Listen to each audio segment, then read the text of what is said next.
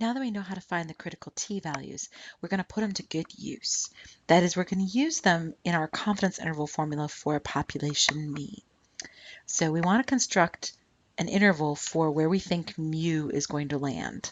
In other words, the window for where mu we think will be. And to do that, we use this formula x bar plus or minus t, notice the t, alpha over 2 times s over the square root of n. Of course, because we are using s, that's why we have to use t. We don't have the strength and power of a z distribution. Let me just remind you that you don't have to put that formula on your note sheet because it's already given to you on the inferential statistics info sheet right here. It's this one. Okay, so let me go back to the notes. All right, now there's the critical t value, t alpha over 2, with n minus 1 degrees of freedom. Now your point estimate is your center of your interval, just like it was in section 9.1, but now it's x bar in the middle. And there are 3 requirements for making this confidence interval, and I numbered them. They have to be drawn from a simple random sample of size n. Got it. I mean, we always have to have that. If we don't have simple random samples, we're basically not in this particular statistics course. We're in a much higher level one. So we assume simple random sample. We assume, or we don't assume, but we want to know that our data population is normally distributed. Now, we can do that a couple ways. Oh, and it has no outliers. We need to know that as well. So in order to do this, it either has to be told to us in the setup of the problem. Like, this was normal with no outliers. Fine, that would be good. Or we can prove it to ourselves with some graphs, or n can be greater than 30. If n is greater than 30, then that ensures that the distribution is normal. Now keep in mind, that is very different from 9.1. 9.1 required n times p times 1 minus p to be greater than 10. That's what it took to ensure normality for proportions. For proportions, that's, remember, like calling people up and asking them, who are you going to vote for in the next election? 30 is not enough people for that. So you need n times p times 1 minus p to be greater than 10 for that. But for the means, for our course and our purposes, 30 is good enough. So if you have 30, then it's normal enough that we can construct our confidence interval, right? So those are 2 very different worlds. That would be good stuff to put on your note sheet, right? For proportions, you need n times p times 1 minus p to be greater than 10. For means, you need the sample to have no outliers and to be normally distributed. In other words, n to be greater than or equal to 30.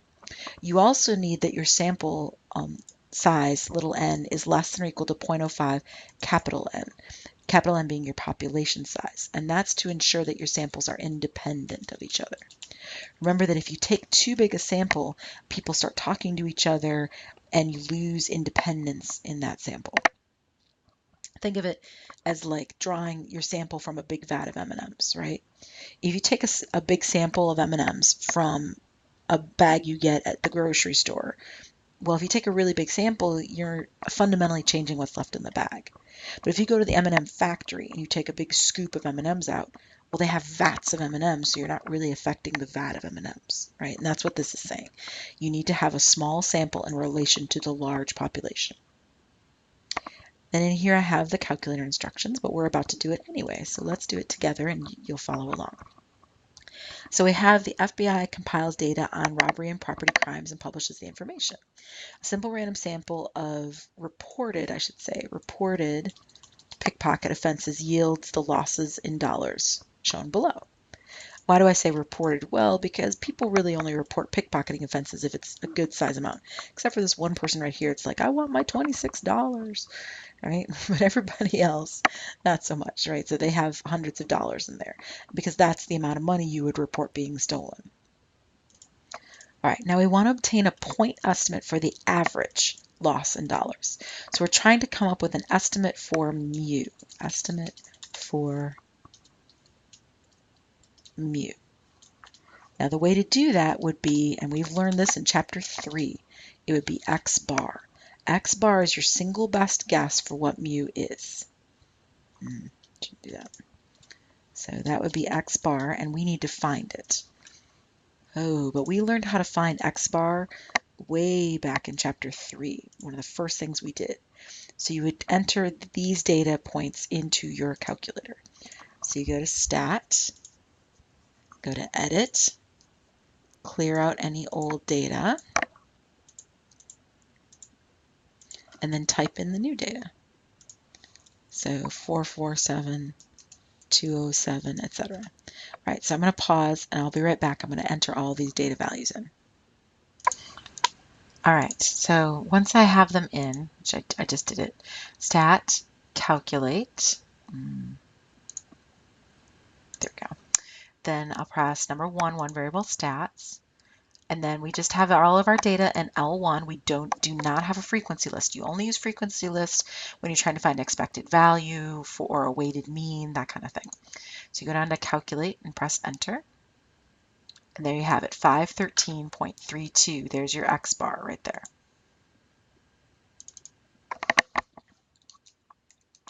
Technically it's dollars because that would be the unit here. All right. Now I have a normal probability plot drawn. Why? So I've got a normal probability plot and a box plot. Why are those graphs necessary? Well, it said in the conditions to make a confidence interval that we needed to have, I think it was condition number 2 in our list. We need to have data that is normal with no outliers. And since n is only 25, which is not bigger than 30, we can't ignore that. See right here? Has to be normal with no outliers. And our sample size is only 25. That's not big enough to ignore that condition. So one second, let me type that up. All right, so for condition 2, we need the data to be normal with no outliers, or n to be bigger than or equal to 30. That would have been okay. But since n is only 25, which is less than 30, we will use the graphs to verify those requirements. So the normal probability plot on the left shows the data are normal, and the box plot on the right shows that we have no outliers. Since both conditions are met, we can now make it will be okay to construct a confidence interval. Okay. And again, all this was unnecessary if n would have just been bigger than 30, but it wasn't. Or if they told us somewhere that it was normal, that would have worked too, but they didn't tell us that either. All right, now are the other requirements for creating a confidence interval satisfied? Sure. So condition number one is that it has to be a simple random sample. It's been a long time since we saw the symbols for that. Simple random sample, SRS. And we definitely have that because it's given to us in the paragraph above, right? They tell us that it's a random sample right here. A simple random sample, blah, blah, blah. So since it's a simple random sample, we're good. Pressed the wrong button there, sorry about that. All right, there we have it. So condition 1 is this a simple random sample? So that's the first one. And the answer to that is sure, right? It's a simple random sample. They tell us so right back here. I know I said it already, but I'm saying it again, right?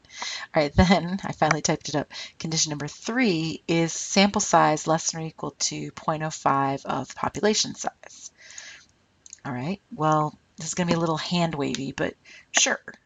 See, your sample size is only 25, which is very small. It is surely less than 5% of all reported pickpocket offenses, as that is certainly a very large number. I mean, they have 25 pickpocket offenses, per day in New York City alone.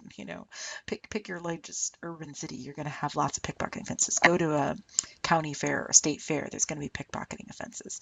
So this is going to be 5%, less than 5% of a very, very big number. And that brings me to the next point, which is, to be honest, in this particular course, a lot of times we assume that we have met conditions 1 and 3. Now, is that really fair for the real world? Not really so much, but we're just going to assume it. And we're going to focus on number 2.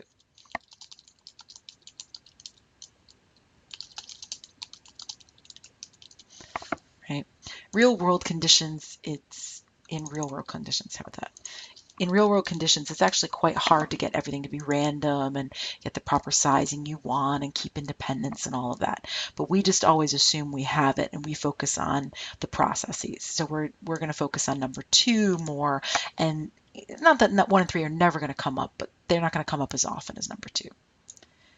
Now I'm going to pause right here because I don't want to get stuck in the middle of making the confidence interval and have to pause in the next video. So I'm just going to stop right now, and then I'll pick up in the next video with actually making the confidence interval for the mean. So I'll see you then.